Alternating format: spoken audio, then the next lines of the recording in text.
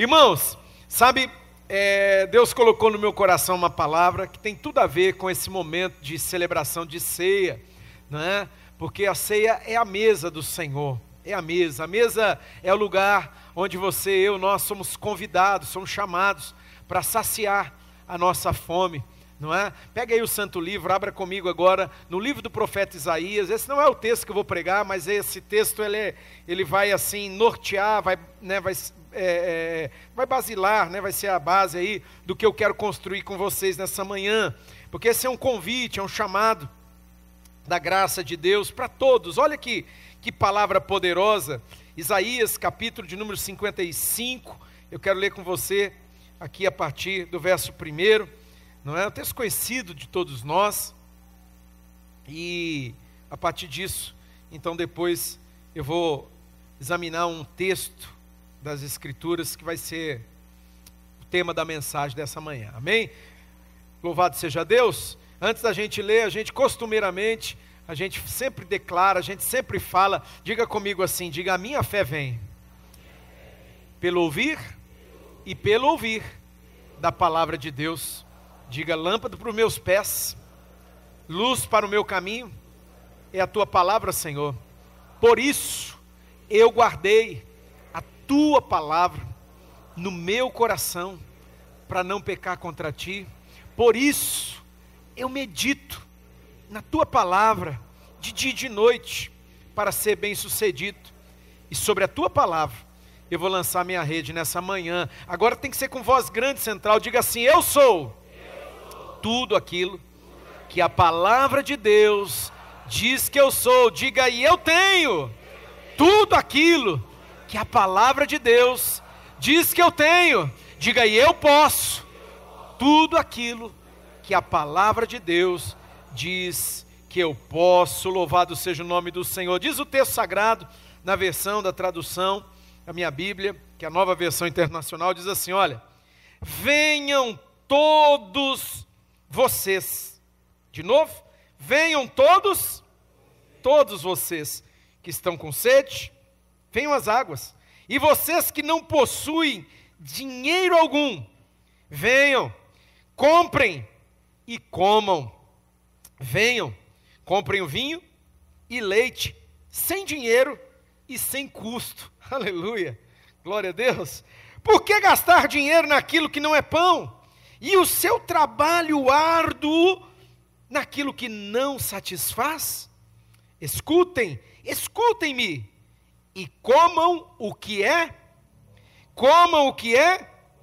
e a alma de vocês se deliciará com a mais fina refeição.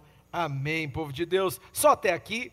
Esse não é o texto da mensagem, mas esse texto é para eu introduzir e dizer para você o seguinte: Deus está chamando todos nós aqui nessa manhã. Amém, Central? Todos. Eu não sei se tem algum convidado, eu bati o olho aqui de cima e eu não consegui perceber. Se tem alguém pela primeira vez aqui, tá? Você é convidado. Há um chamado, há um convite. E olha que palavra poderosa que Deus fala através do profeta Isaías. Pode vir todos vocês. Se tem alguém com sede, venha e beba. Tem alguém aqui que está com fome? Ele está dizendo assim, ó, você pode se alimentar. Você vai, mesmo sem dinheiro. Olha que coisa poderosa. Olha que manifestação da bondade, da misericórdia, da graça de Deus para comigo, para com você. Ele está dizendo assim, mesmo sem dinheiro, você vai comprar e você vai comer. Você vai comprar e comer. Mas como assim? Eu posso te dizer o seguinte: há da parte de Deus, há da parte do Senhor para nós aqui nessa manhã, uma liberação da sua maravilhosa graça. Graça é ajuda, graça é favor que eu, você, nós não merecemos. Então Deus, pela sua infinita, a sua maravilhosa graça, Ele está dizendo para você e para mim, ó, eu pago a conta. Eu pago a conta. Ninguém vai sair daqui com fome. Ninguém vai sair daqui sedento. Ele está fazendo um convite. Ele está fazendo um chamado para mim e para você. Amém, Central? Sabe, irmãos, e eu não quero me deter nisso, mas você já pensou Eu já ouvi pessoas falando sobre isso. Ah, se eu fosse bilionário, trilhardário, eu acabaria com a fome do mundo. Já pensou se realmente isso acontecesse? Você já pensou? É tão triste, né? Essa geração atual, ela viu muito pouco, ela provou muito pouco, né? É muito raro você ouvir ou ficar sabendo de alguém nesse contexto de hoje, passa fome, que não tem nada, é muito difícil. Lá na Etiópia a gente vê aí, né, que houve ali aquela crise e as pessoas morrendo de fome, existem lugares no mundo, né? Mas mesmo assim a gente não tem tanto contato, mas é uma realidade do mundo, não é? Pessoas, elas têm fome, pessoas passam fome, infelizmente, é triste, em pleno século XXI, em pleno período aí que nós vivemos, saber que tem gente que passa fome, não tem comida, é de uma tristeza tremenda, é de uma coisa assim, horrível. Só que deixa eu te contar algo, e eu preciso que você coloque amor nas minhas palavras, eu preciso que você tenha assim, paciência comigo, sabe, irmão? Realmente, isso é uma realidade, ela é muito triste, não é? E lógico que Deus nos chama para, de alguma maneira, a gente ser resposta para isso, né? De alguma forma, e como igreja, fique muito tranquilo, porque eu sei que tem uns irmãos que, eles podem não fazer nada, tem bastante gente, não faz nada, mas eles são bons de cobrar, né? Mas o que a igreja faz? Né? Lembra que, quando você fala o que a igreja faz, né? Quem que é a igreja?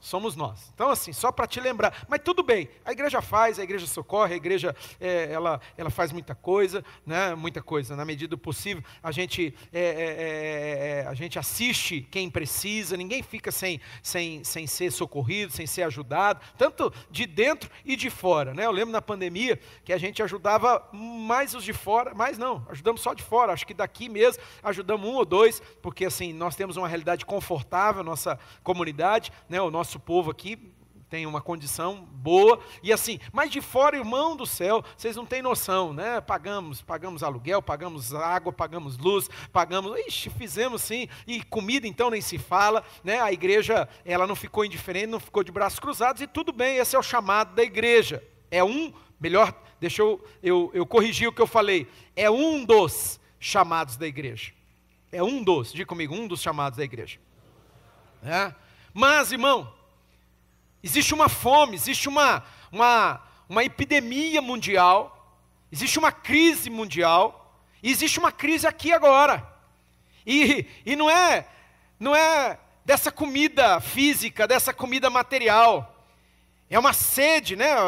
Desde quando eu me entendo por gente, o pessoal aí na época da escola, do primário lá, era um pânico, né, irmão? Vocês lembram disso? Vai acabar a água do mundo. Aí você ficava assim, quem que ouviu esse tipo de coisa? Vai acabar a água, vai acabar. Não, você tem que e tal. Essa conversa aí, desde que o mundo é mundo, e pode ser mesmo, realmente, que é um recurso, ele é limitado. Mas, assim, irmão, a maior sede, a maior fome que nós vemos, não é a fome física, essa é muito séria, muito preocupante, mas não é sobre isso que eu vou falar aqui nessa manhã. Amém, Central? Eu não vou falar sobre isso. Mas eu queria que o pastor falasse. Depois você me procura e a gente senta para conversar sobre esse tema, para você é tão relevante, não tem problema, a gente conversa. Mas agora, eu vou falar de uma outra fome, eu vou falar para você de uma outra sede. Sabe, irmãos, é provável que alguém chegou aqui pela manhã, eu dei um abraço num querido, num conhecido nosso, e na hora, ele já começou a colocar para fora e falar da dor que ele está vivendo, o momento que ele está passando. Existe uma fome, existe uma sede por parte desse irmão querido, e talvez você que está aqui, não é? Talvez você que entrou aqui nessa manhã, você está lutando, você está com fome. Fome do quê? Fome de justiça. Você foi injustiçado. Quem sabe você está com sede de paz. Sede de paz. Irmão, se tem um negócio que atormenta o ser humano, que atormenta a gente, é a escassez da água da paz. Irmão, você pode até aguentar viver sem um monte de coisa, mas viver sem paz é terrível. É terrível. É como se a língua colasse no céu da boca. Vocês estão entendendo o paralelo, sim ou não, Central? Como se colasse no céu da boca. Por quê? Porque não dá para viver sem paz. Não dá para viver sem alegria. Não dá para viver.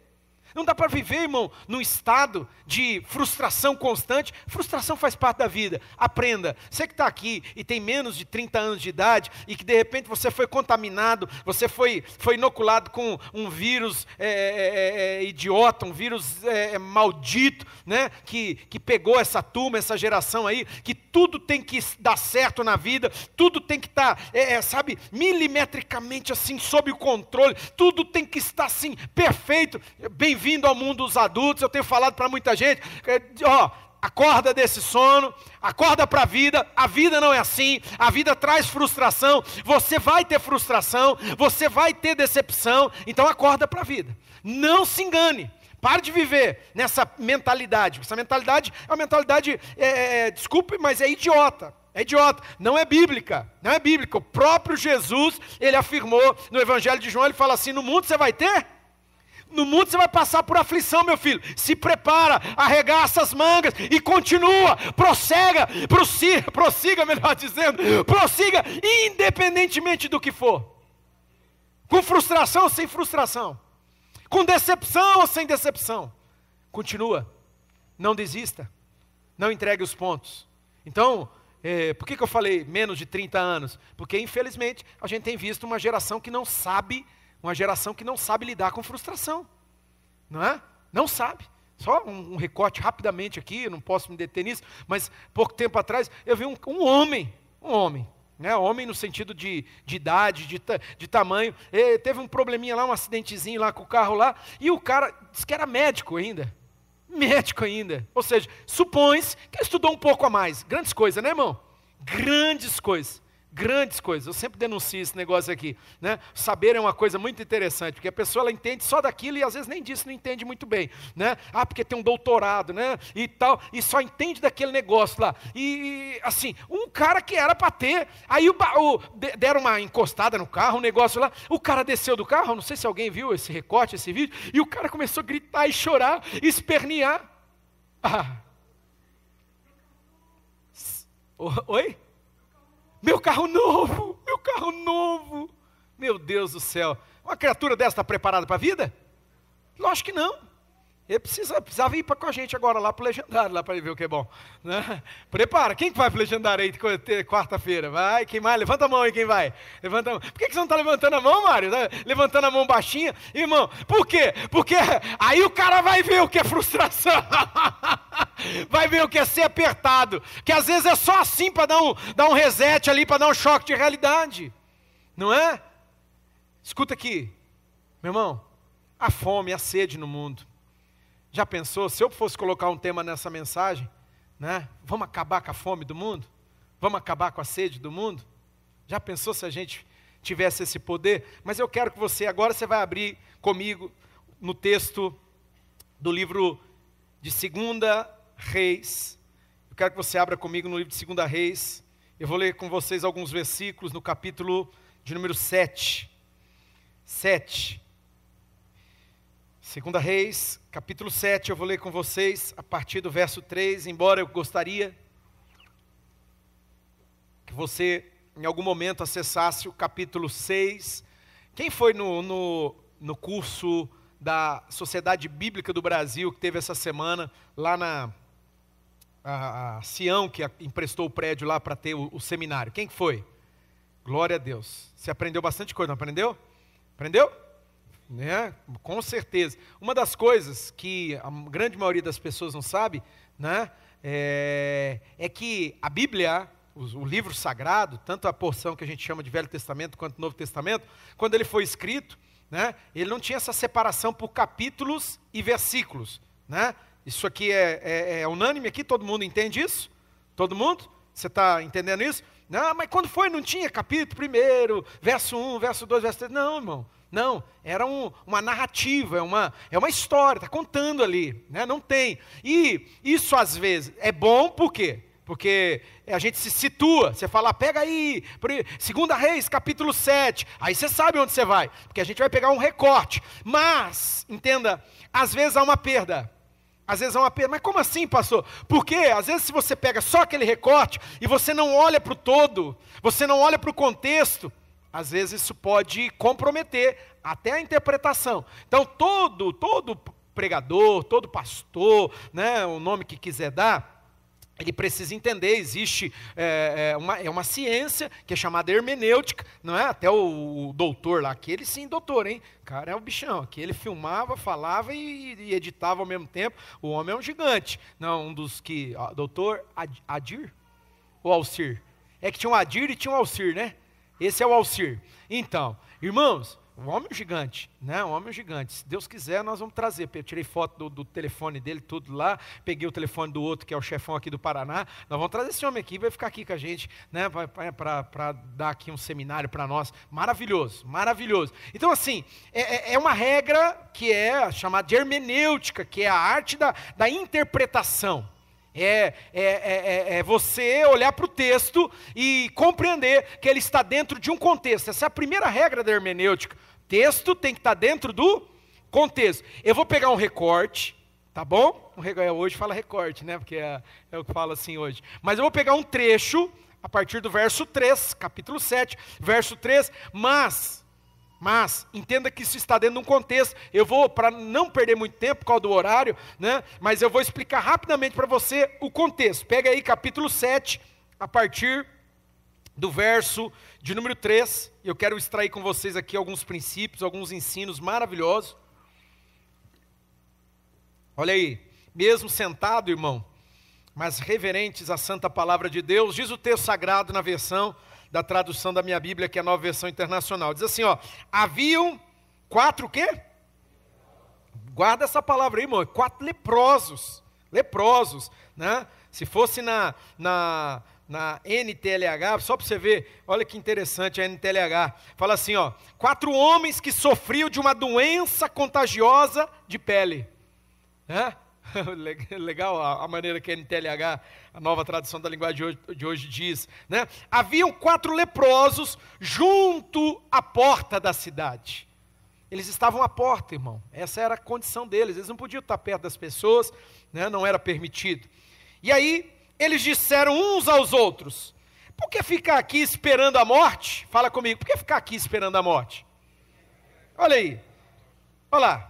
Se resolvermos entrar na cidade, nós vamos morrer de fome. Eu falei que eu vou explicar o contexto do texto, que está ali no capítulo 6, né? Tem todo o contexto ali, a grande fome que aconteceu por conta de uma guerra, de um cerco, né? A cidade estava cercada e as pessoas não eram uma cidade murada, então eles não podiam sair, não podiam entrar. Então, olha lá, eles falam, se a gente entrar na cidade, a gente vai morrer de fome. Mas se a gente ficar aqui, também morreremos. Presta atenção, se a gente entrar na cidade, a gente morre de fome. E se nós ficarmos aqui, também morreremos. E aí? Quando você se vê diante de uma situação dessa, quando você se vê diante de um contexto desse, né? O que você faz? Qual é a sua atitude? Qual é a sua decisão? Olha que instigante isso aqui, no mínimo instigante, a atitude, a decisão desses leprosos. Diz assim, vamos, pois o acampamento dos arameus, que eram os assírios, né? Os arameus, para nos render. Vamos lá, a gente se entrega para eles. Se eles nos pouparem, nós viveremos. Existe essa possibilidade, irmãos?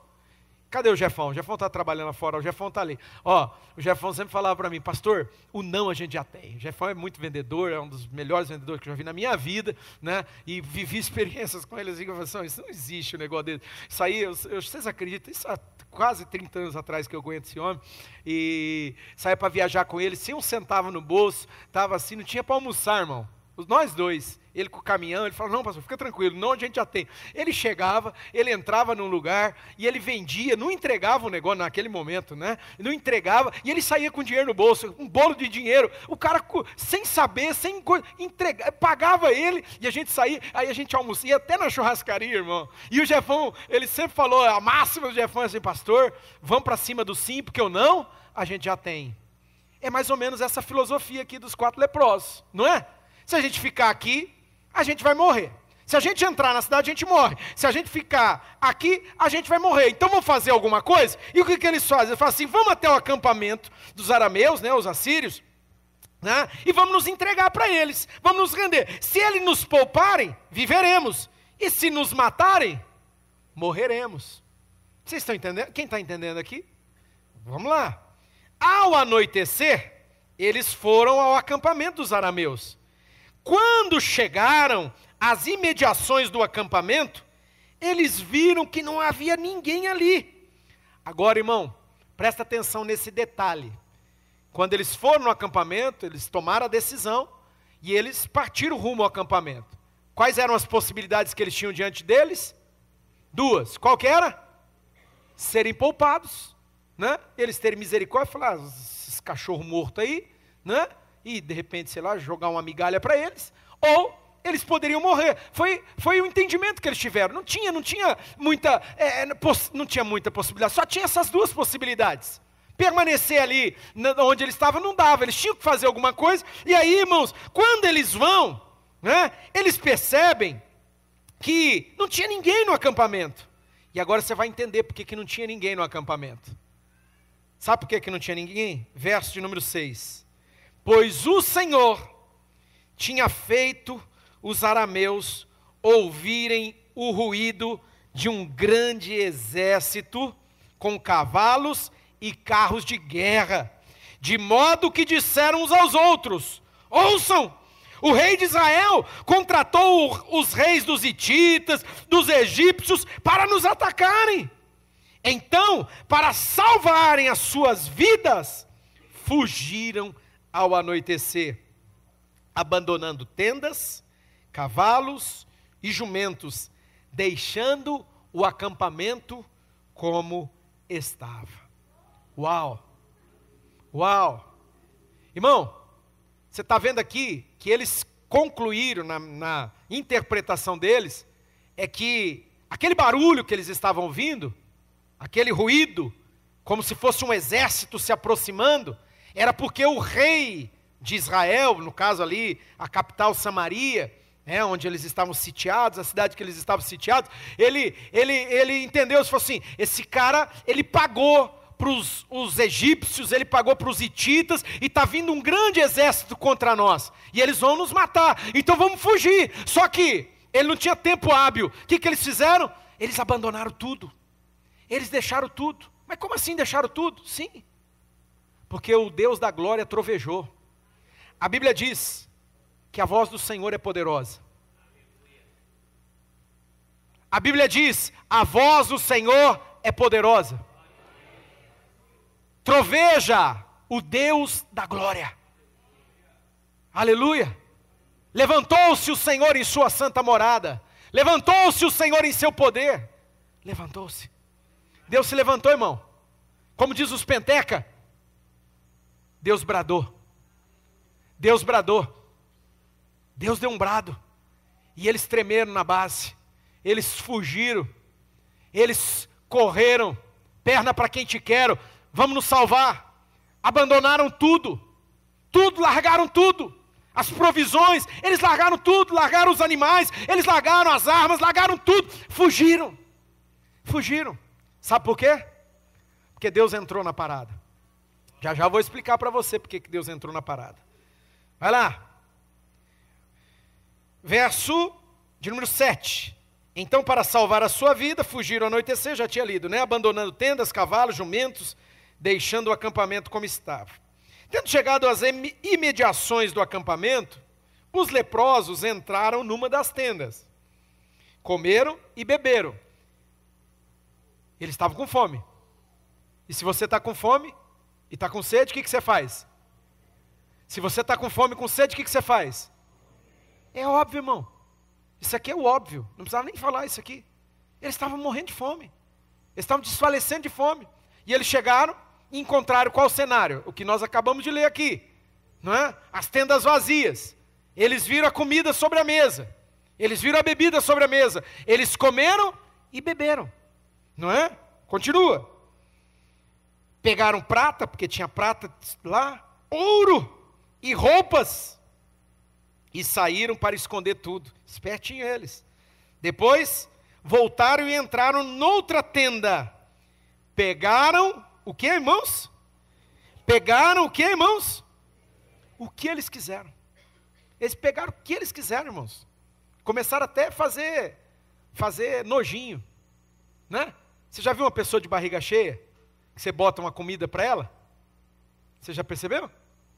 E ela fala, isso não está bom não, né? Minha amada fala isso para mim direto.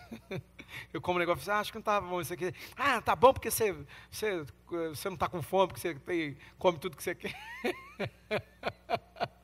Pessoa de barriga cheia. Eles estavam com a barriga cheia, irmãos. Eles já começaram a escolher. Chegou no ponto que eles começaram a escolher. O que a gente quer? Não, frango assado eu não quero comer não. Né? Não. É igual quem já foi no rodízio aí. Né? E aí o cara passa e fala, não, esse eu não quero não, porque está com a barriga cheia. Se estivesse morrendo de fome, o que passasse, você pegava. Não é? Começaram a escolher. Né? Eles pegaram ouro, pegaram prata, pegaram roupas, pegaram o que eles quiseram. E agora eles estão escolhendo. Eles começaram a escolher.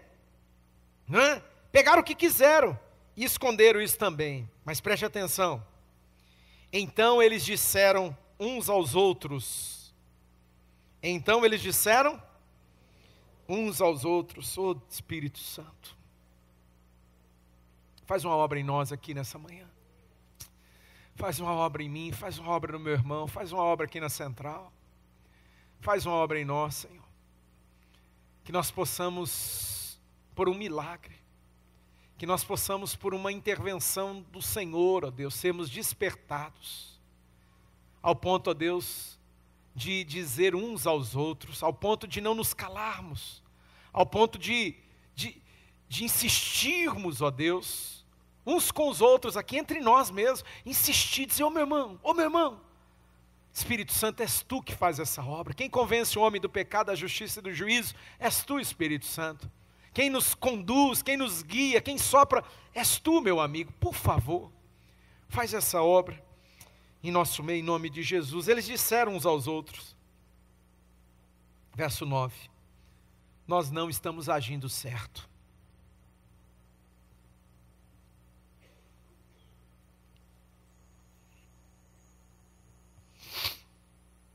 Você pode dizer comigo, eu não estou agindo certo. Mas o texto diz que eles disseram uns aos outros, fala para o irmão que está perto de você, mesmo não gostando de fazer isso aí, fala assim, nós não estamos agindo certo. Mas não fala só para um não, porque tem uns que fala só, o marido fala só para a mulher fala para o marido. Não, irmão, fala para o maior número de pessoas aí. Nós não estamos agindo certo, Central. Eu como pastor nessa casa, como co-pastor, pastor é Jesus, né? Pastor e bispo das nossas almas é Jesus. Mas como cooperador dele, eu digo, Central, nós não estamos agindo certo. Nós não estamos agindo certo. Este é um dia de boas notícias. Este é um dia de boas notícias. E não podemos ficar calados.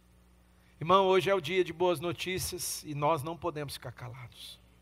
Eles disseram um para os outros. Você pode me ajudar aí, Central? Eu sei que tem um monte de gente, eu acho que é muito por influência da internet hoje, sabe? Esses recortes, o povo põe, gente falando mal, que a igreja parece que tem sido descaracterizada, irmão. Tá estranho esse negócio aí. Né? Ele não gosta, eu não gosto. Para com esse negócio, irmão. Para com isso. Irmão, fala para o maior número de pessoas, fala assim, diga assim, nós não podemos ficar calados, nós não podemos. Hoje é um dia de boas notícias, irmãos. É dia de boas notícias, Central. Só para contextualizar você lembra o que significa a palavra evangelho? O que significa a palavra evangelho, Central? Boas notícias, boas novas. Nós não podemos ficar calados. Irmão, vem aqui uma advertência séria para mim, para você aqui nessa manhã. Quem tem ouvidos para ouvir, ouça o que o Espírito Santo diz às igrejas. Meu irmão, é uma advertência. A partir de 4 leprosos, 4 homens falidos na vida, destruídos, arrebentados, mas talvez com muito mais entendimento que muitos de nós que estamos aqui nessa manhã. Ele vai dizer assim, se nós esperarmos até o amanhecer, nós seremos castigados. nós seremos castigados. Vamos imediatamente, fala comigo, vamos imediatamente. Só para não cansar você, mas cutuca pelo menos essa pessoa que está perto de você. Fala assim, vamos imediatamente, irmão, vamos. Imediatamente. Irmão, não é daqui, não é a semana que vem, não é daqui, não, depois que eu fizer aquele curso, sabe, depois que eu fizer aquele treinamento, depois, não, vai ter uma campanha evangelística, nós estamos aí, né, no Eu Mais Um, e joia, tudo bem, mas não, irmão, não precisa esperar, porque eu vi lá, tudo bem, não tem nada de errado não, nós vamos fazer a nossa célula do Eu Mais Um colocar lá dia 20 e tanto, o outro não sei o que, vocês tinham esquecido, vocês acham que eu sou bobo? Eu nem briguei com vocês, né? Porque não adianta ficar batendo, né, irmão? Tem hora que você bate, mas tem hora que você assobra. Irmão, isso aí já era para ter acontecido. Já era. Eu sei que você esqueceu, você abandonou. Você fala assim, pastor deixou quieto esse negócio e nem toquei no assunto. Então assim, não, irmão, não, é urgente. É urgente, vamos. Vamos, irmão. Se a gente não falar nada, se a gente ficar calado, nós, certamente, uma outra versão da tradução diz, nós pereceremos. Aqui diz, seremos castigados. A gente não pode brincar em serviço, irmão.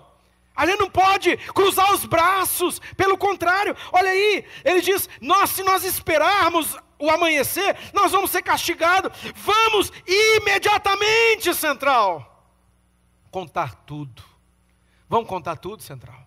Vamos contar tudo, imediatamente. Então, chamaram as sentinelas da porta da cidade, e lhes contaram, presta atenção que tremendo isso aqui, né? Entramos no acampamento arameu e não vimos, nem ouvimos ninguém. Havia apenas cavalos, jumentos amarrados e tendas abandonadas. Presta atenção, depois você vai mergulhar mais profundo no texto, eu vou só ler até aqui. As sentinelas da porta proclamaram a notícia, e ela foi anunciada dentro do palácio. Amém. As sentinelas que receberam a notícia por meio dos 4 leprosos, eles fizeram uma coisa que para mim assim me custa muito, é uma coisa muito importante, é uma verdade que ela vai ser amplificada no Novo Testamento. Estamos vendo aqui no Velho Testamento, na Velha Aliança, mas no Novo Testamento isso aqui vai tomar uma proporção, vai tomar um lugar, aonde Paulo vai falar. Preguei há poucos dias atrás aqui, Paulo falou assim, vocês precisam proclamar o Evangelho, vocês precisam. Como as pessoas vão ouvir, se não houver quem pregue? Esse proclamar é pregar. É pregar, irmão. Como ouvirão se não houver quem pregue? Quem pregue? Os leprosos foram até os atalaias lá, né? O texto aqui, sentinelas.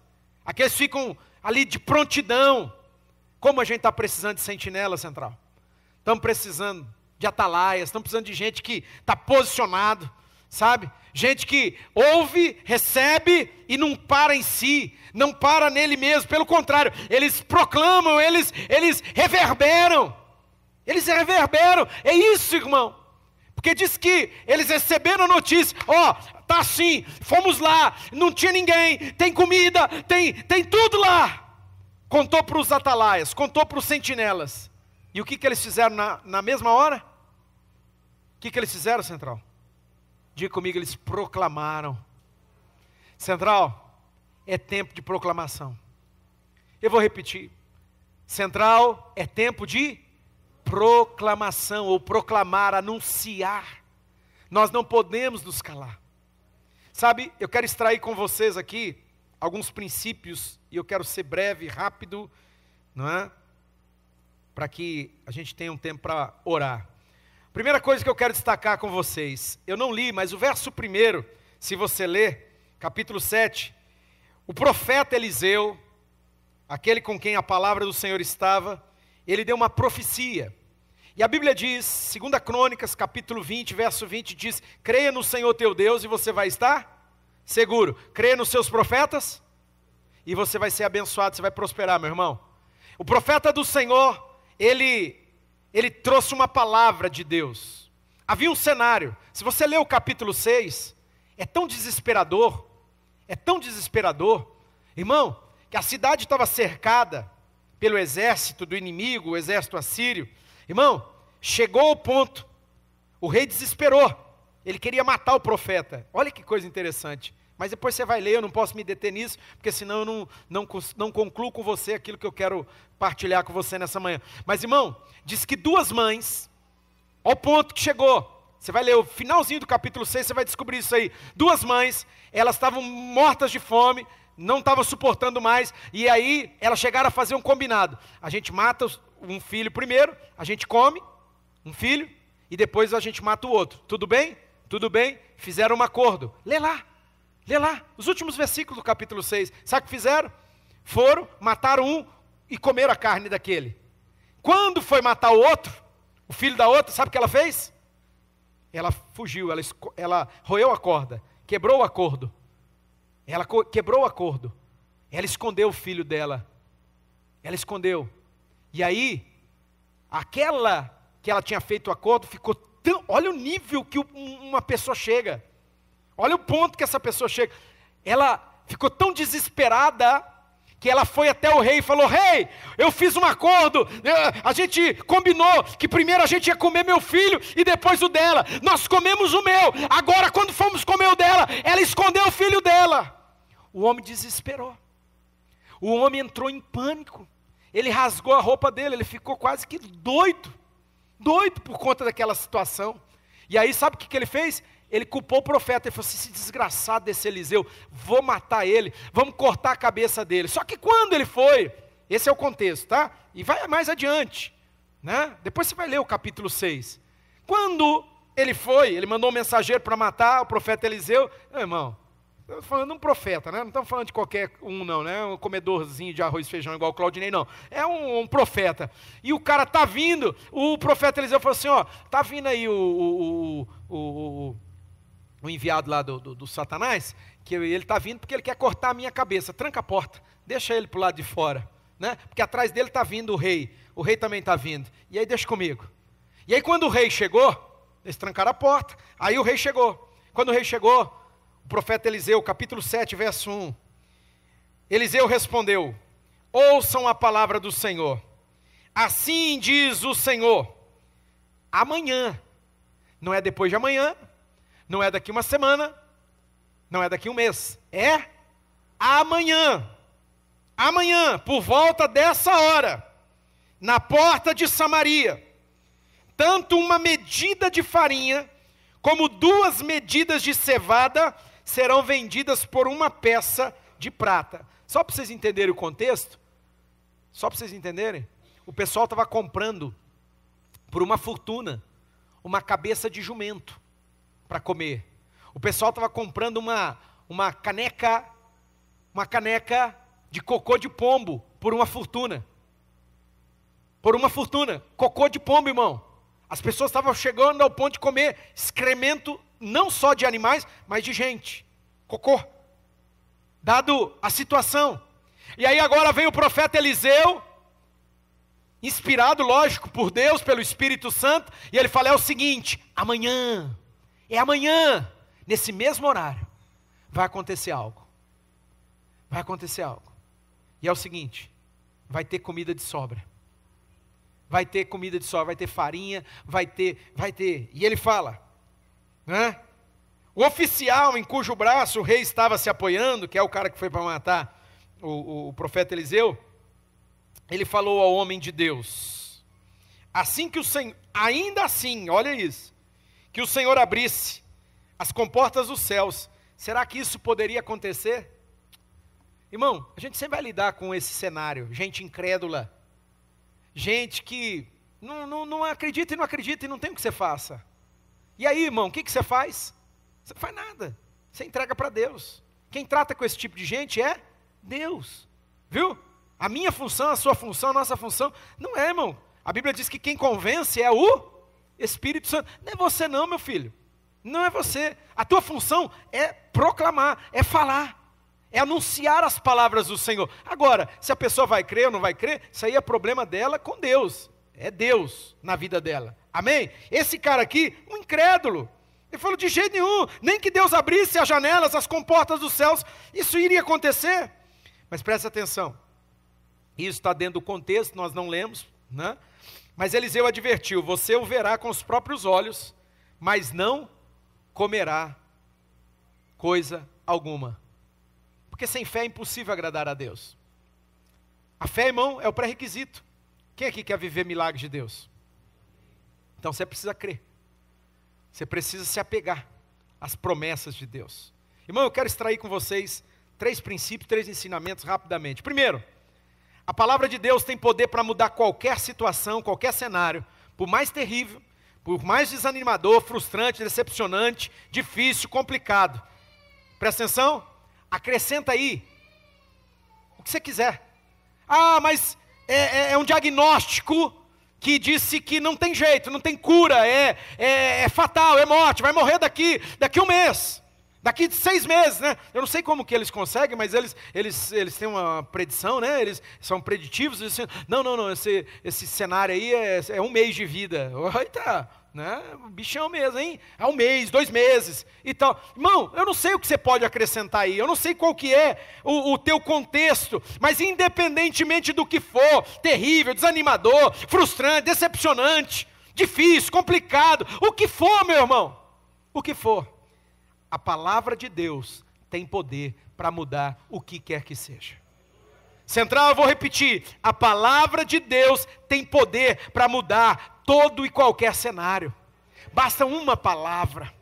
Que o Senhor encontre aqui nessa manhã gente igual aquele centurião que diga, Senhor, não precisa nem ir na minha casa, imagina, quem sou eu para receber o Senhor lá na minha casa, um togó igual eu, mas diga uma palavra, porque se o Senhor disser uma palavra, basta, eu sei que vai acontecer. Eu sei, ao ponto de Jesus olhar e se admirar e falar como ele falou daquele centurião, falou assim, vocês estão vendo a fé desse homem? Ele nem conhece a Bíblia, vocês conhecem a Bíblia toda, ele nem a Bíblia conhece, mas ele acredita, aleluia. Irmão, a palavra de Deus tem poder para mudar o que quer que seja, qualquer cenário, qualquer circunstância, amém, Central? Então, primeiro ponto que preciso destacar com você é esse, a palavra de Deus tem poder para mudar toda a situação. Quem dirá, Pedro, depois de uma noite inteira, né? Eu gosto tanto desse texto, já preguei tanto ele, repito tanto ele, né? Capítulo 5 do Evangelho segundo Lucas, trabalhou a noite inteira, não deu resultado, não viu nada, né? Irmão, me desafia esse texto, porque assim, Pedro era pescador profissional, Jesus era, o que Jesus era, irmão? Qual a profissão de Jesus? Jesus era carpinteiro, entenda, leia-se, tem gente que pensa que ele era marceneiro, não, carpinteiro era construtor, Jesus era pedreiro, lógico que o método construtivo da época era diferente, então por isso fala carpinteiro, Jesus era pedreiro, irmão, pedreiro, o seu padrasto, José, era pedreiro, ensinou o ofício para ele, né? É errado esses filmes que você assiste aí, Jesus fazendo uma mesa, igual aquele filme, fazendo uma mesa, nem tinha mesa assim, irmão, eles comiam no chão, mas tudo bem, isso aí é outro tema, senão eu vou perder tempo. Irmão, escuta aqui, Pedro era pescador, o homem trabalhou a noite toda, joga a rede para cá, joga a rede para lá, esse negócio cansa demais, irmão. Esse negócio cansa, trabalhou, e o cara está indo embora, frustrado, estava indo embora, desanimado da vida, desesperado, quem sabe tinha que pagar a conta, igual na Deixonze, conta lá que ele tinha uma conta para pagar lá, o imposto para pagar, se ele não pagasse, ele perdia tudo, legal aquela série lá, né, porque ela contextualiza assim, dá uma emoção, então ele de repente tinha os filhos, tinha que pagar a mensalidade da escola, não sei, ou tinha que comprar alguma coisa, e aí, irmão, nada vezes nada. Mas Jesus surge nesse cenário, e Jesus faz o que mesmo, irmãos? Diz comigo, ele dá uma palavra. É uma palavra. Basta uma palavra, irmão.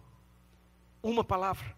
Jesus fala para ele, Pedro, faz o seguinte, prestou o barco, olha que Jesus folgado, né? Entrou no barco do cara, está ali usando o barco do cara de púlpito, né? Porque a multidão estava apertando ele, né? E aí, vai um pouquinho para trás aí. E aí, no meio do nada, irmão, coisa aleatória. Jesus olha para ele e fala assim, pega a sua rede agora, lança ela aí do lado.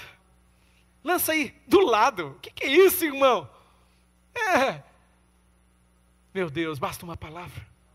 E aí Pedro fala, Senhor, deixa eu te explicar uma coisa. Trabalhei a noite inteira.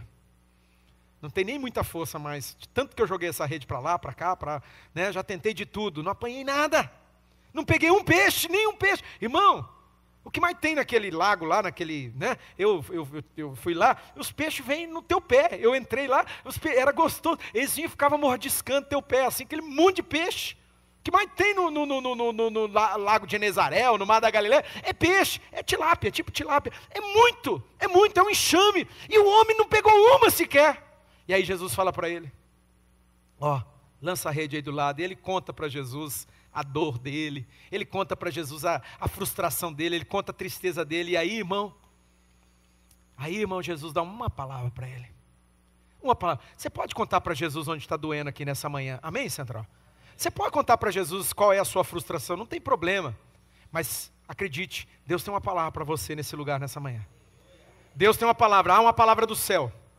Há uma palavra que vem da boca de Deus, aleluia. E essa palavra tem poder, irmão. Essa palavra muda cenários dos piores. Pode ser o pior cenário, pode ser o pior diagnóstico, pode ser o que for. Tem uma palavra de Deus nesse lugar. Tem uma palavra de Deus para a sua vida aqui, Central. Aleluia. Deus vai falar. Deus vai bradar, ele não bradou lá. Não bradou e o exército do inimigo não fugiu. Deus vai falar contigo. Deus vai, prepara o teu coração. Segundo, irmão, porque preciso encerrar. Segundo, Deus, ele intervém, Deus põe a mão, ele faz o impossível. Literalmente, os céus bradam. Olha lá o que diz o verso de número 5. De número 5, não é? E verso 6, o 6 e 7 também. Ao anoitecer, eles foram ao acampamento dos arameus. Quando chegaram às imediações do acampamento, viram que não havia ninguém ali. Presta atenção, verso 6.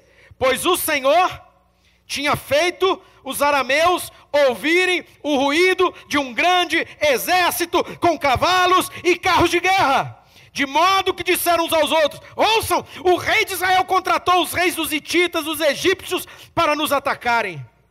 Então, para salvar as suas vidas, eles fugiram ao anoitecer, abandonando tendas, cavalos, jumentos, deixando o acampamento como estava. Deus vai se levantar.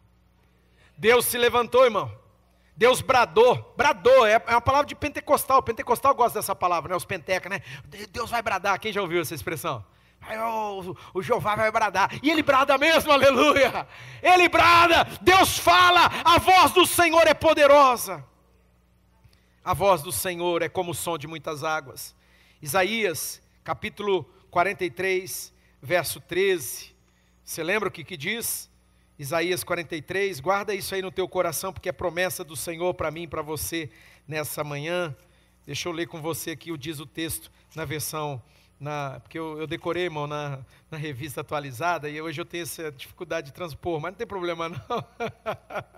Verso 43, capítulo 43, verso 13, diz assim, o texto nessa versão, na versão da nova versão internacional: desde os dias mais antigos, eu o sou, não há quem possa livrar alguém da minha mão. Agindo eu, quem o pode desfazer? Central, agindo Deus, ninguém impedirá. Não há quem possa impedir. Lucas capítulo 1, verso 37, diz lá, não há impossíveis para Deus. Central, não há impossíveis para Deus. Jeremias capítulo 32, verso 27, anota rapidamente aí, irmão, porque já estou encerrando, o pessoal do louvor pode vir, falta um ponto só, e eu preciso encerrar. Capítulo de número 32, verso de número 27, diz o texto sagrado, olha lá: eu sou o Senhor, o Deus de toda a humanidade. Deus está fazendo uma pergunta para você e para mim aqui agora. Há alguma coisa difícil demais para mim? Deus está te perguntando. Tem alguma coisa difícil para Deus? Tem alguma coisa difícil para Ele que Ele não pode fazer, irmão? Deus está limitado por alguma coisa? Ah, pastor, mas você não conhece o cenário. Você leu comigo 2 Reis capítulo 7? Quem leu aqui? Irmão, tudo bem, eu não estou aqui desprezando a sua crise, a sua dor, desprezando a sua luta não, mas deixa eu te contar um negócio. Eu acho, tá? Mas aí é opinião, né? Opinião é uma coisa muito pessoal. Eu acredito que a tua situação não é nem perto disso aqui, ó. Desse desespero, desse caos que estava aqui. E não foi difícil para Deus. Bastou um grito do céu e os inimigos fugiram, abandonando tudo. Deus bradou. Foi um brado dos céus. Então, meu irmão, não há impossíveis para Deus. E por último, e aí, irmão, para eu fazer um apelo, um desafio para você, eu não sei se você notou, mas quando eu comecei a ler o texto no verso 3, eu fiz questão de chamar a sua atenção. Porque sabe quem que Deus usou para mudar esse cenário? Quem foi a instrumentalidade humana? Quem foi o canal humano? Quem foi o canal, o instrumento nas mãos de Deus? Você sabe quem foi? Quem foi o canal para mudar tudo? Para mudar aquele cenário? Quem foi? 4 pessoas. 4 homens leprosos. Homens, e eu não tenho tempo, vai ficando de pé. Homens que viviam à margem da sociedade. Gente destituída de tudo, irmão. Gente desprezada. Gente que ninguém dava um vintém por ela. Pelo contrário. Era gente que quando você encontrava ela no caminho, sabe o que você fazia? Sabe? Desviava dela. Virava até o rosto. Você tem uma ideia? E eu não tenho tempo para me deter aqui. Pode só baixar um pouquinho, fazendo um favor. Sabe? Havia uma regra. O leproso, quando ele vinha se aproximando, ele usava um sino, tipo aquele sino de gado, sabe? Aquele que faz blém, blém, blém. Ele tinha que bater aquele sino e dizer: leproso, leproso, leproso. Sabe por quê? Para as pessoas se afastarem. E aí Deus, de uma maneira tão maravilhosa, tão surpreendente, esse é o último ponto. Deus, Ele usa os mais improváveis. Deus usou os mais improváveis para mudar toda uma situação. Leprosos famintos. Gente que está na mesma situação, ou melhor, pior do que os outros, porque os outros estavam com fome. Eles, além de fome, morrendo de fome, eles eram leprosos. E aí, meu irmão, eu poderia falar muita coisa e não tenho tempo, mas esses homens, eles foram tocados por Deus. É lógico que eles pensaram em si. Existe uma hora que você pensa em si. Diz que eles pegaram, na hora que eles viram o banquete, irmãos, eles comeram até passar mal. Eles comeram. Eu ia contar uma piada, meu Deus. Diz que um estava tão cheio que alguém chegou e falou para ele assim, vai enfia o dedo na garganta. O que eu pensei nessa bobagem? E vomita e depois come de novo, né?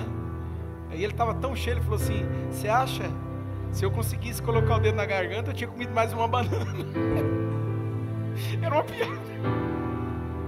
Irmão, oh meu Deus. Eles pensaram em si, não tem problema, irmão. Escuta aqui, Central. Eles pensaram na necessidade deles.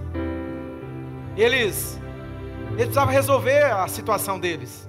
Eles estavam morrendo de fome. E o que eles fizeram? Eles comeram. Comeram até fartar. Mas chegou uma hora que eles entenderam: a gente não pode ficar indiferente a tudo que está acontecendo. A gente não pode fazer de conta que está tudo bem, porque não está tudo bem. Ao ponto deles dizerem, eu destaquei com vocês aqui, dizer assim: se nós nos calarmos, seremos castigados. Se nós guardarmos isso só para nós, numa outra versão da tradução diz, nós vamos perecer. Sabe, irmão, eu acho que é o que está faltando para muitos de nós, é esse coração. Mesmo estando naquela situação, mas olha para o outro e se compadece do outro, da dor do outro, da necessidade do outro, ao ponto de não se calar. E eles foram e eles contaram, convidaram.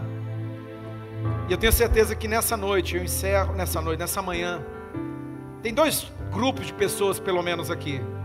Primeiro, um grupo de gente que está aqui desesperado, faminto, morrendo de fome, não vai aguentar até amanhã. E aí Deus te trouxe aqui nessa manhã, amém, Central? E ele está dizendo, vocês lembram qual foi o primeiro texto que eu li com vocês, antes de entrar no 2 Reis capítulo 7, quem lembra? Isaías, capítulo 55, verso 1, ó vós todos que tendes sede, vinde, pode vir. Você tem fome? Venha. Mas não tem dinheiro, como que eu vou comer? Ele falou, não, pode comprar, mesmo sem dinheiro, coma até se fartar. Deus tem abundância, Deus tem uma mesa. Não olha para essa mesinha michuruca aqui não, olha para a mesa dos céus, a mesa de Deus posta, e há nela abundância, tudo que você precisa, tudo que eu preciso, há nessa mesa. E ele está dizendo, pode vir, você está com fome? Venha. Então esse é o primeiro grupo, mas junto com esse grupo tem um segundo, que você já descobriu isso, irmão. Você já descobriu que em Jesus você tem o suprimento das suas necessidades. Jesus é aquele que mata a sua fome. Jesus é aquele que tem uma mesa para você. Só que, ainda que você olhe para si mesmo e fale assim, puxa, mas eu também, né? Olha eu. Mas você não está com os olhos postos só em você. Você olha ao seu lado e você fala assim, mas tem uma pessoa ali morrendo de fome, tem outra pessoa ali, e eu não posso me calar. Eu preciso contar isso aqui. Eu preciso anunciar. Então são dois grupos de pessoas e eles intercambiam, eles se misturam. Quem tem fome e quem tem sede.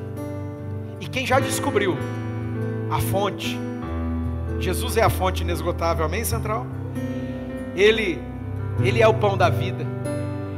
Ele é o pão da vida, Ele é a água, a fonte de água que jorra, que salta. Ele é. Venha beber, venha comer, venha. Só que, irmão, eu não posso guardar isso para mim.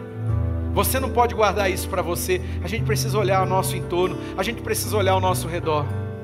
Nós precisamos contar. Se nós não fizermos isso, com todo o temor do Senhor, eu te digo, Central, não é querendo te pressionar, te apertar, não. Mas é o que a palavra de Deus está dizendo. Irmão, se nós não vencermos os nossos egoísmos, se nós não vencermos, irmãos, esse lugar de pensar só em si, pensar só na sua própria necessidade, eu temo, certamente pereceremos, certamente seremos castigados. Que Deus tenha misericórdia de mim. Feche seus olhos, nós vamos cantar uma canção e depois eu quero orar com você, por você nessa manhã.